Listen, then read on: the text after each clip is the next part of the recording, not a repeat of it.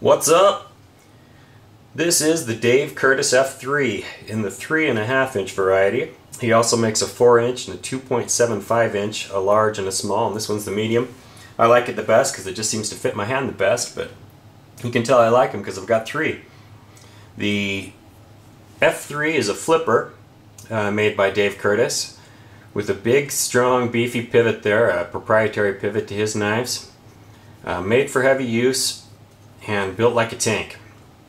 These knives are great. Really like the flipping action on them. Dave is a heck of a guy and he makes a heck of a knife, and these things are no exception. This is the first F3 that I bought. It's a kind of a custom ground titanium beautiful blue handle on this one that I got on a Black Friday sale. I was able to jump on it quick enough before it disappeared. And this is what got me started on the Curtis knives. I really enjoyed this one, but I liked it so much I didn't want to carry it. So then I decided I'd better buy another one to carry, and beat up and leave this one alone. And then I ended up with two more. But the flipping action, I should say, on these knives is just fantastic. The detent, hard enough that it flies out, yet not soft enough that it kind of wimps its way out. I will say though that with these Curtis knives, they all seem to have a little bit of a different personality and a little different flipping action. So if you're going to buy one of these, it's a good idea to, if you can get the chance to flip it first, see if you like it, because each one of these three has a different personality, a different action. I like them all, they're all just different. This one, the carbon fiber 3.5 inch F3, just very smooth. It doesn't lock up at all when you're taking it up off of the lock. The lock on all of these is, about 60%, a lot further than a lot of other knives, but that's probably by design. This one's just smooth and buttery, and then you get to this orange one, and this one, it locks up hard and it sticks a little bit, and I think that'll probably fix itself with time. You can see the lockup on that is, probably 75%, 3/4 of the way. But the payoff is the flip on that thing is, it just fires out. It means business. And this one's got the acid washed blade and acid wash pivot. All of Dave's knives have that cool Curtis pocket clip, the custom target thing there, the crosshairs. That's a cool feature. All of these knives have the geared back spacer. He also does it with just the regular standoffs, but I prefer the back spacer look on these knives.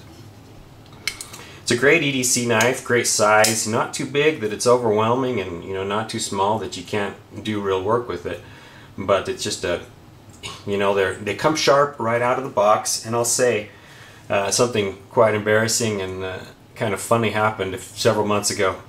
I had this knife, and nobody understands this but knife guys, so hopefully you guys will understand. And I was laying on my bed watching TV, flipping this knife, right?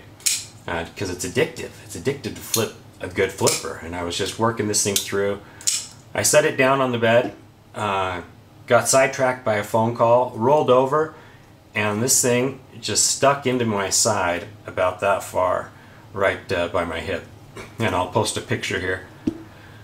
But that was crazy. It just slid in without any resistance, like going into butter. And I realized I was cut pretty good right off the bat, and I had my wife take me to the emergency room and get a couple stitches, but just the testament to how sharp these things are. And so I've got a scar, excuse me, I've got a scar now to remind me of how sharp these F3s are. The blade is made of usually a N690 or an M390, and he doesn't mark the blade steel on the blade itself, and so I'm not quite sure what it is on these.